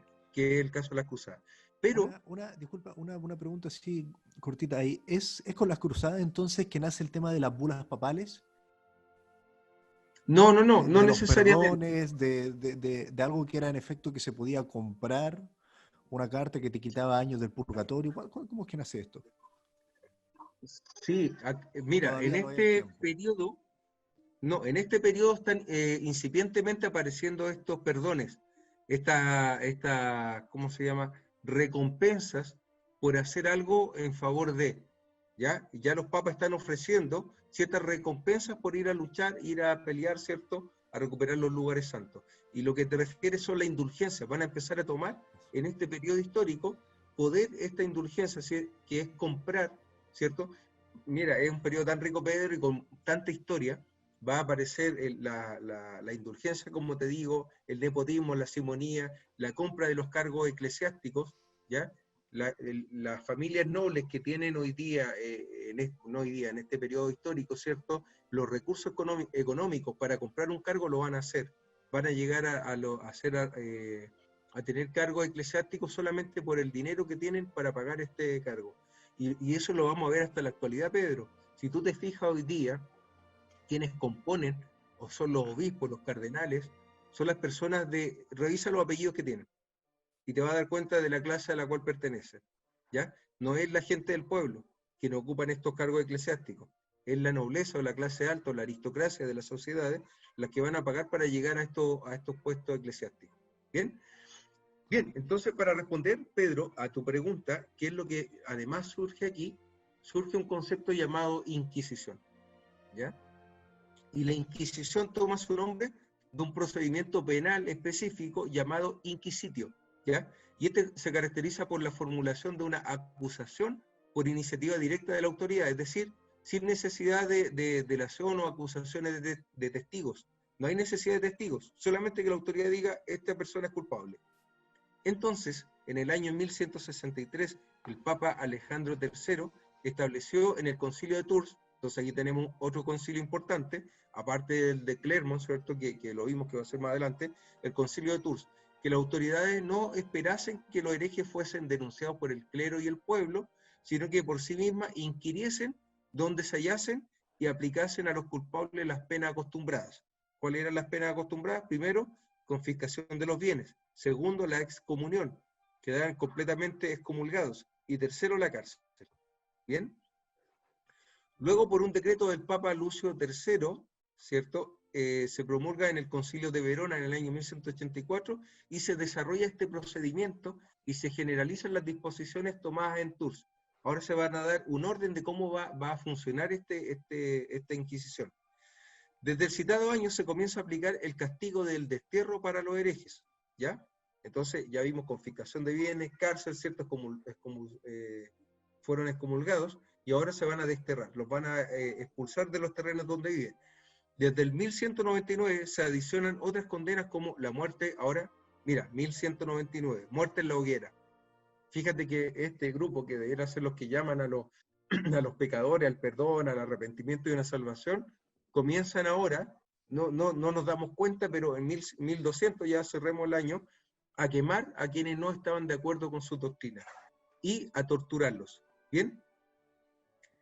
Fíjate lo tremendo de esto. El procedimiento entonces inquisitorial se transforma a partir del año 1231 en una nueva institución que se crea en Francia para reprimir, ¿cierto?, a las herejías, principalmente la herejía albigense, ¿cierto?, siendo controlada inicialmente por el Papa Gregorio IX, ¿cierto?, mediante una constitución que ellos le llamaron la Excommunicamus et Anathematizamus, ¿ya? Una excomunión al anatema, ¿ya? Eso es, y el anatema eran estos grupos herejes que creían distinto a ellos. En Lombardía, en donde el inquisidor Pedro de Verona fue asesinado en el año 1252 y canonizado al año siguiente, mira, el inquisidor fue canonizado al año siguiente, con el nombre de San Pedro Mártir por el Papa Inocencio IV, desde entonces está considerado como el patrono del Santo Oficio. Ahora se le llama el Santo Oficio de la Inquisición, ¿bien? Quedando inscrita su festividad el año 29 de abril, ¿cierto? Y todos los miembros del Santo Oficio lo veneran y lo recuerdan como tal. Por lo tanto, en el año 1252 queda establecido este tribunal del Santo Oficio, que de santo no tiene nada, ¿cierto? Bien, David, ¿qué nos puedes contar tú con respecto a qué sucede en este contexto con los cristianos, hermano David? Antes de entrar ahí, sí, hay un tema que le conversaba antes en pauta a nuestro hermano David, Ángel David Cáceres, que quizás no nos pudiéramos adentrar mucho en él porque es muy complejo, muy grande, pero al parecer se está mostrando aquí. En programas anteriores nosotros hablábamos de estas unciones que cabalgaban a la novia de la ciudad de la iglesia, que son el león, el buey, el hombre y el águila. Pero a su vez también el enemigo del diablo estaba cabalgando, digamos, con unos espíritus, que lo podemos apreciar en los caballos que aparecen en el libro de Apocalipsis. Esto, la Iglesia Católica durante este tiempo, a propósito, también me acordaba de ello, se los atribuía a las invasiones de los mongoles, que trajeron muerte y desolaron, y si no me equivoco, tanto con Atila y con Gengis Khan, apilaban montañas de cráneos en estas destrucciones que hacían de las ciudades porque ellos no invadían y conquistaban, ellos invadían y arrasaban. Entonces la Iglesia Católica también se aprovechó de esto y habló de que esto en el libro de Apocalipsis, cuando se habla de los caballos, se hablaba sobre ello. Pero nosotros tenemos revelación sobre ello que, que nos gustaría que nos compartiera un poco acerca de esto mi hermano Ángel David, que si no me equivoco también tiene total relación con lo que iba a comentarnos. Claro, claro, es verdad, es verdad. Hay mucho, mucho que decir en este tiempo. Podemos ver muchas cosas desenvolviéndose, amén, muchas cosas desenvolviéndose. Por ejemplo, en este mismo tiempo, como comenzamos el título de este estudio, de este mini estudio que tenemos en estos capítulos, que es el árbol, la restauración del árbol novia, tenemos 4 insectos o 4 unciones que se devoraron en primera instancia a este árbol novia, este árbol que comenzó en Éfeso, que apareció en Éfeso. ¿Ven? Y dijimos que habían 4 unciones que estuvieron incendiando o alimentando el alma, el espíritu de nuestros hermanos cristianos. Amén, que fue, como bien dice nuestro hermano Pedro, Emán, el león en la primera edad, el buey en la segunda, tercera y cuarta edad, en la que estamos viendo ahora, el hombre en la edad siguiente, que tendremos en el capítulo siguiente, Dios mediante, y el águila, que está en la última y séptima edad. Ahora bien, además de estos insectos, que fueron unciones, que fueron demonios, que atacaron, atentaron contra este árbol novia, también hubieron jinetes, como bien dice nuestro hermano Pedro Emán. Y esto está en un estudio, en un gran estudio que hizo el profeta de esta séptima edad, que es la revelación de los 7 sellos. ¿Por qué? Porque cada sello, al ser abierto, apareció un jinete montando un caballo. Los primeros 4 sellos son los primeros 4 jinetes. Ahora, ¿por qué los tocamos? ¿Por qué los tocamos ahora en este momento? Va a ser una pasada muy rápida, Dios mediante, si nos da la oportunidad podremos entrar más profundamente en esos estudios. Estamos viendo aquí algo que nuestro hermano David Fernández nos hizo nos mostró que pusiéramos atención en cómo fue cambiando el accionar de esta iglesia.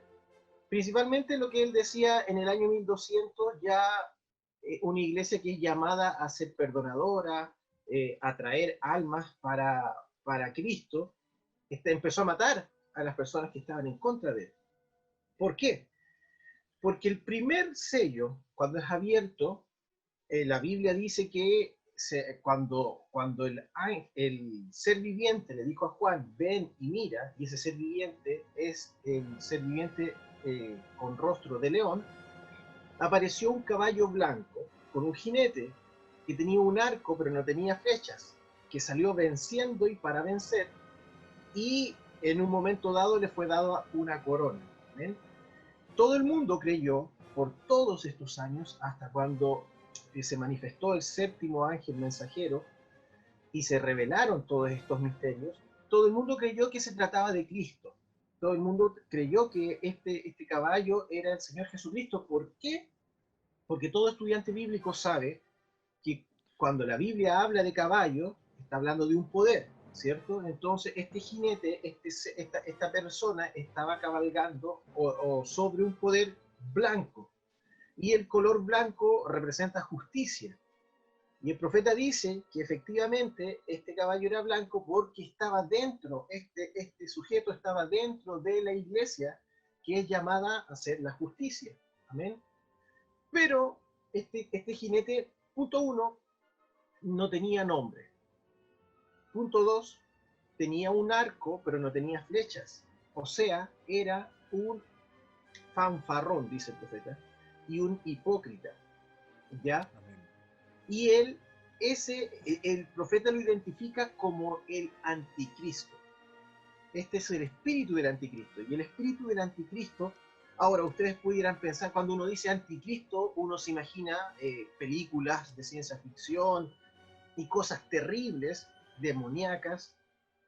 Y en realidad, anticristo, el profeta dice que anticristo es en contra de Cristo. En contra de Cristo. Es alguien muy parecido, pero está en contra de Cristo, y el profeta nos lleva a diversos ejemplos, como por ejemplo, por nombrar algunos, Jesús y Judas. Judas era alguien muy cercano a Jesús, muy cercano, de hecho era quien llevaba las finanzas en este grupo naciente, en esta religión naciente. Él llevaba las finanzas, estaba muy cerca de Jesús, era parte de los 12 del círculo más cercano, pero era el espíritu del anticristo lo movía a él. Él estaba en contra de Cristo. Una de las cosas que podemos darnos cuenta que tocaba nuestro hermano David Octavio, que decía, si no me equivoco, fue Inocencio III, tomó el control tal cual como lo hizo la serpiente con Eva. Estos papas tomaron, por ejemplo, la cita de Primera de Timoteo, capítulo 2, versículo 5, que dice, porque hay un solo Dios y un solo mediador entre Dios y los hombres, Jesucristo hombre. Entonces ellos hicieron tal cual como la serpiente en su momento, tomaron la misma cita y dijeron, porque hay un solo Dios y un solo mediador entre Dios y el hombre. Fíjense lo sutil de la mentira, entre Dios y el hombre, y ahí ya se desvirtuó toda la palabra. Por eso en la Escritura está escrito que el que le añada o le quite, su parte será quitada, o le serán añadidas todas las plagas de este libro, porque ellos, al tergiversar una parte de la Escritura, se colocaron ellos como mediadores. Entonces nos damos cuenta que este demonio, al ser un caballo blanco en su inicio, fue una mentira sutil que era, como dijimos en un comienzo, eran obras nicolaitas. Siempre, nunca pierda de vista esto, la palabra nicolaita, que fue, el profeta la desglosó en conquistar o subyugar al laico, que fue crear esta casta, una casta especial. Esta casta especial recibía las instrucciones o recibía la unción de Dios, y ellos la podían traducir para el pueblo. Y en estricto rigor, tomaron las cosas, las escondieron, la palabra de Dios literalmente la escondieron, y empezaron a darle dogmas y pensamientos de hombre a la gente, y estas personas creyeron eso como la verdad de Dios, y eran nada más que pensamientos y basura satánica, nada más ni nada menos que satánica. Entonces este caballo cabalgó, y el profeta dice, los 4 jinetes cabalgan desde que aparecen hasta la eternidad, hasta el final. ¿Se fijan? Este jinete fue el mismo en los 4 caballos, solo que su poder o su caballo fue cambiando. En el año 1200, dijo nuestro hermano David Octavio, más o menos comenzó este poder de la Inquisición. Allí podríamos colocar este segundo sello. Este segundo sello dice que al ser abierto, apareció este jinete montando un caballo bermejo o rojo. Y ahí ya cambió, porque él sí tenía un poder, tenía una espada, y se le fue dada autoridad para matar. Y mató de una forma atroz. El profeta, citando el martirologio, en los mismos textos de la Iglesia Católica, el profeta dice que desde el tiempo de San Agustín de Hipona hasta el año 1500 y fracción, la Iglesia registró, la misma Iglesia Católica registró 68 millones de muertes a herejes. 68 millones de muertes. O sea, ellos tuvieron autoridad o libertad para matar a diestra y siniestra, y su caballo era un caballo rojo. Después apreciamos que apareció un caballo negro, y ya el jinete tenía una balanza en su mano, mostrándonos que ya ahora tenía no tan solo la capacidad de matar, sino que ya logró unir su poder para controlar el sistema financiero y económico del mundo entero. Y el último caballo es un caballo amarillo, y ese ya lo tocaremos más adelante, porque ya él viene con una muerte espiritual y una muerte natural, y ahí sí es reconocido su nombre, porque dice que el nombre de él es muerte y el Hades le seguía. Y eso lo podemos ver porque, como dijimos, habían 4 unciones sobre el pueblo de Dios. La cuarta unción que combate a este cuarto caballo es una unción de águila o de profeta. Y con los ojos de profeta, este ser viviente reveló el plan malévolo de Satanás. El plan de Satanás se vio reflejado en estos 4 caballos que cabalgaron durante todo este tiempo que estamos vislumbrando nosotros. Ahora, vimos el andar del caballo blanco en estas primeras edades y ahora ya está montándose a un caballo rojo con una gran espada en su mano para matar. Ya no necesita esconderse como una pequeña doctrina que puede ser o no puede ser, que cambiamos una palabrita. No, ya ahora se subió a un caballo rojo, tiene una espada y empezó a matar. Descarnizadamente mató 68 millones de creyentes.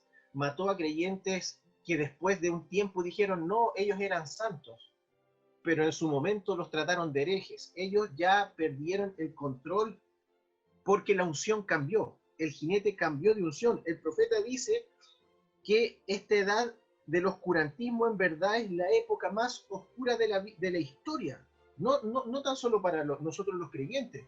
La historia misma da registros de que este poder escondió las artes, escondió la filosofía, los pensamientos. Ellos tomaron el control absoluto de todo lo que ellos dictaban las normas de qué era arte, de qué no era arte, qué era bueno y qué era malo según sus propias doctrinas o sus propios pensamientos, y tomaron la palabra de Dios y la escondieron muy profundo dentro de ellos mismos, dentro de la misma iglesia católica. Este demonio escondió la palabra de Dios muy adentro para que nadie la pudiera encontrar.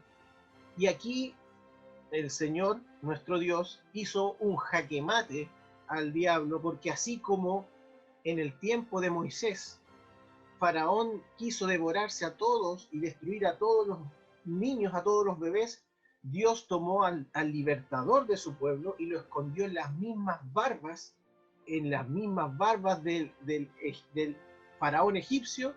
Aquí pasó absolutamente lo mismo. La palabra del Amén. Señor, ellos la escondieron muy profundo en la Iglesia Católica, pero desde la misma Iglesia Católica surgió quien les iba a asestar un golpe casi mortal. Amén, amén, amén. Qué espectacular exposición nos acaba de hacer nuestro hermano Ángel David para ir ya finalizando con esta parte. Fíjense cómo es que nuestro hermano Octavio nos expone cómo es que la Iglesia Católica toma total control de las naciones en esta Europa dividida y atestada de guerras. Podemos ver cómo es que estaba tan dividida esta Europa, y hasta el día de hoy muchas de las tribus eh, bárbaras, entre comillas, que habían desmenuzado a Roma, los alamanes, los lombardos, los francos, hasta el día de hoy todavía siguen en pie. Francia, Alemania, Italia. Italia mismo ya estaba también como casi como las poligriegas, ¿no? Cada ciudad tenía su poder, cada ciudad tenía... Eso es parte de lo que vamos a analizar en el próximo capítulo.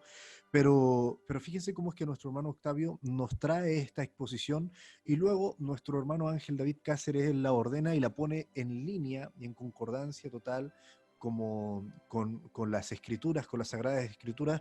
¿A través de qué? De los mensajes expuestos por nuestro hermano William Marion Branham, los que recomendábamos leer en un comienzo, en un principio.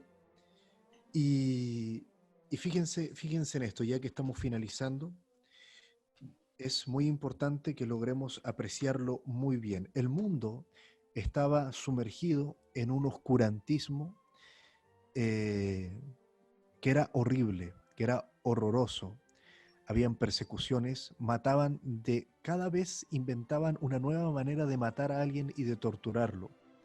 buscaban en las personas que confesaran que eran brujas, por ejemplo, en el caso de las mujeres, cosas que verdaderamente son indescriptibles, puesto que en un programa como este no las podemos mencionar. Hay cosas que de verdad son horribles y que las podemos encontrar en el libro Los Mártires de John Fox. Ahí también se relatan ciertos episodios que son horriblemente atroces, pero lo peor de todo esto es que cuántas veces el cine en la edad moderna, en la edad actual, en la edad contemporánea, el cine nos muestra a este anticristo como un ser casi como de película de Star Wars, con los ojos de color, así un ser, un villano diabólico en su totalidad. Pero si en efecto era diabólico, no era lo que el cine nos está mostrando hoy día. Era este espíritu que ocupaba el nombre de Cristo para cometer cosas atroces, puesto que en su esencia estaba en contra de nuestro Señor Jesucristo. Parte de estas cosas atroces son estas, las cuales hemos conversado el día de hoy.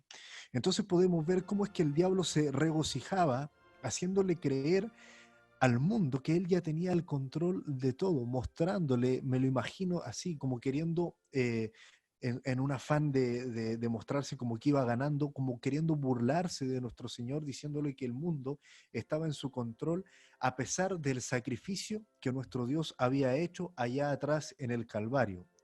Pero, como bien decía nuestro hermano David aquí al final, la simiente, la vida del árbol estaba oculta dentro del mismo seno de Roma. De la misma manera como fue con Moisés allá atrás, el Salvador de esa nación estaba ahí oculto, quien los iba a libertar estaba oculto bajo las mismas barbas de Faraón.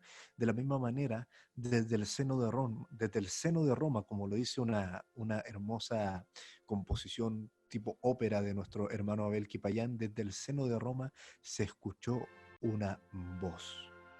Una voz que daría comienzo a este proceso hermoso de la restauración. El mundo, imagínenselo, sumergido en esta oscuridad tal que nadie sabía para dónde iba. Nuestro hermano David Octavio hablaba de este enredo tan grotesco que tenían los papas, de algo que era inentendible, pero por sobre ello ellos tenían el poder, tenían el control. Pero nuestro Señor Jesucristo tenía un plan. Él tenía un plan que contrarrestaría toda esta maniobra, esta jugada perfecta, entre comillas, que había hecho el enemigo, el diablo, nuestro enemigo, el diablo. Nuestro Señor Jesucristo tenía un plan que la destrozaría, que es lo que vamos a tratar a continuación, la restauración del árbol novia. Porque Él dijo, yo os restauraré, ¿restauraré qué? Lo que comió la oruga, los 9 frutos del Espíritu, lo que comió el saltón, el revoltón, las hojas, el compañerismo y la vida del árbol. Bien, ya que hemos llegado aquí al final de nuestro programa, hermano Octavio, ¿tiene algo que nos pudiera acotar para terminar ya? Estás muteado. Solamente me gustaría mencionar que la Iglesia en este periodo, ya vimos que establece la Inquisición, ¿cierto? Pero vive una cosa muy particular. La configuración interna que existe entre la Iglesia, la interacción que tiene con el poder político, es algo muy extraño, muy particular.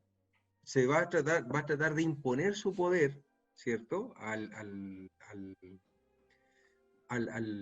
reino, ¿cierto? En este tiempo, a los imperios que están naciendo, y se va a encontrar que con ciertos choques, porque no todos los emperadores van a estar sujetos al poder imperial, y es lo que conocemos como el cisma.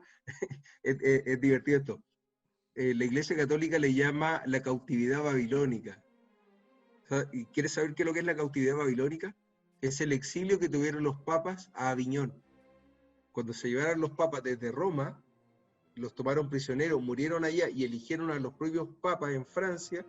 Ellos le llaman esta etapa, ¿cierto?, en la Biblia, que se llama la cautividad babilónica. Tuvieron ahí los papas, 7 papas aproximadamente en Aviñón. Y después de eso, cuando terminan estos 7 papas, el último papa regresa a Francia, ¿cierto? Este último papa es el llamado Gregorio XI, regresa a Italia, ahí muere y genera un tremendo problema, Pedro, en el año 1378, genera un tremendo problema porque se denomina ahora el cisma de Occidente. Se elige otro papa, estos de acá no reconocen al otro papa, este papa se va a Aviñón, el otro queda en Italia, ¿cierto? Y al mismo tiempo eligen un tercer papa. Hay un tremendo conflicto que está viviendo la iglesia en ese minuto. Podríamos entrar más en detalle, pero en honor al tiempo no lo vamos a poder hacer, ¿cierto? Solo mencionar entonces que con este hecho en particular, desde el año 1378 al 1394, se da origen al cisma de Occidente, ¿ya? Y la iglesia va a lograr mantenerse, va a salir adelante, ¿cierto? Con el Papa Eugenio IV, recién ahí, ¿cierto? Va a triunfar la monarquía papal, así le llaman algunos historiadores. Esta monarquía papal va a triunfar y se va a establecer hasta lo que ya vamos a ver después nosotros, que son los últimos años de este poder, ¿cierto? Que se va a ver enfrentado, va a ser herido por este programa que viene a continuación, que no quiero adelantar nada más, lo vamos a dejar hasta aquí. Vamos a dejar hasta aquí esta etapa. Está maravillosa, me da una gana de continuar, pero en honor al tiempo lo vamos a dejar hasta acá. No, me imagino, porque ahora, bueno, este periodo de la historia se vuelve tan rico de analizar, van a ser un montón de cosas las que van a ocurrir, tanto en el traslape de estas edades, tanto para nosotros que estamos analizando las edades de la iglesia, como para el mundo, con el fin de la Edad Media y el comienzo de la Edad Moderna. Son tantas las cosas que suceden durante este tiempo que ni siquiera los historiadores se han puesto de acuerdo en qué año más o menos aproximadamente comienza una edad. Así que, bueno, esperamos que en verdad no se lo pierdan, porque lo que viene será de verdad extraordinario. Podemos ver que este diablo creía que ya lo había logrado, que ya la tenía hecha, como decimos en buen chileno. Ya él ya se estaba yendo a casa con la victoria, pero no sabía lo que Dios tenía preparado para su iglesia. Él quería mostrar ahora su gloria, la gloria de nuestro Señor Jesucristo. Bien, estimada audiencia, hemos llegado al final de nuestro programa, del programa del día de hoy. Esperamos que tengan un muy buen día, una muy buena semana, comenzando con este día lunes, el 1 de julio. Ya estamos aquí en pleno invierno, vienen días muy fríos, pero ya que estamos en cuarentena, un día frío es una muy buena ocasión para hacer unas buenas sopaipillas y juntarse en la mesa a tener ese compañerismo tan rico en familia, que a veces, cuando el mundo caminaba normalmente, este mismo nos lo arrebataba con el trabajo, los estudios, pero damos gracias al Señor que igual tenemos este tiempo de compañerismo que podemos disfrutar con nuestra propia familia. Y sabiendo que, si bien nos extrañamos entre nosotros en este mismo momento, tenemos una reunión aquí, un programa a través de Zoom, bueno, tenemos la bendita esperanza de que muy pronto, si no nos encontramos aquí, nos encontraremos allá en la gloria y en la eternidad. Seguro que sí. Bien, mis hermanos, que Dios les bendiga. Este fue nuestro mundo, una mirada a la historia a través de la Biblia. Shalom. Shalom. Dios les bendiga. Dios les bendiga.